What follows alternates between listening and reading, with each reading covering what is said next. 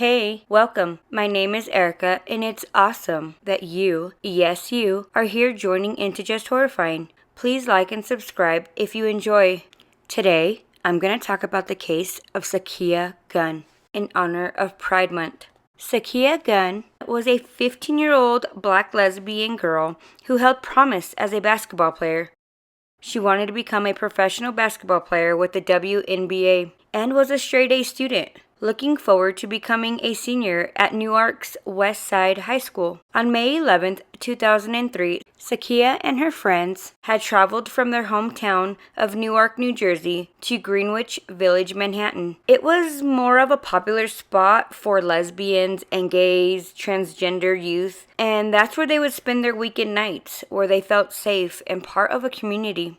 After their evening, the young teens ended up walking to the bus stop and waited for the bus. A large police booth stood at the corner. It was empty. A white station wagon with two men in it pulled up to the curb. At first, the two men were flirting and catcalling at the girls, and then propositioning them into some sexual interaction. Sakia stood up and ended up responding with, "No thanks. We're not interested. We're lesbians." That's when the men began saying homophobic insults, and words were exchanged. Richard McCullough got out of the car and attacked the girls, holding one of them in a chokehold.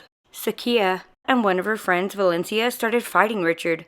Sakia did not hold back. She hit him so hard.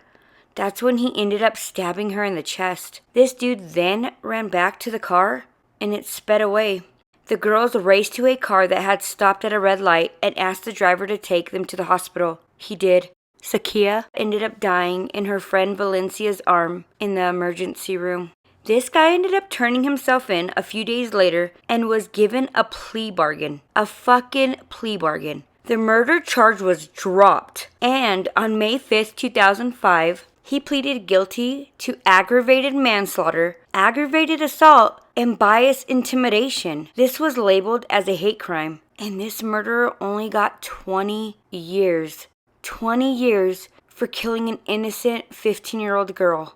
After Sakia's death, Sakia's friends created a memorial where she was stabbed. Hundreds of gays and lesbians turned out there every single night until the police cleaned the sidewalk of Sakia's blood and dismantled the memorial of candles, balloons, and a basketball.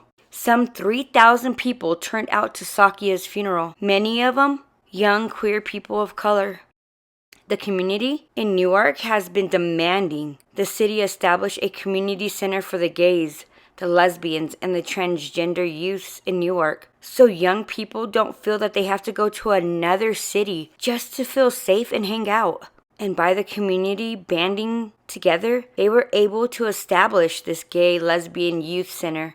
It also helped create a LGBTQ advisory council to the mayor, and the New York Pride Alliance was established in the wake of such a horrific murder. It's seriously mind-blowing that stuff has to happen to a teen lesbian for things to happen. You should never, ever, ever have to be afraid of being who you are and being able to speak up and say out loud who you are. This is a horrible, sad case.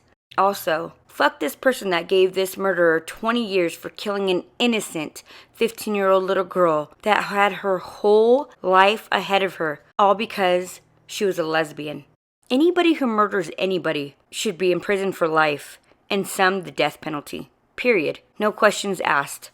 Alright, you guys, well, happy Pride Month. Please take care, and please be safe. And until next time, bye.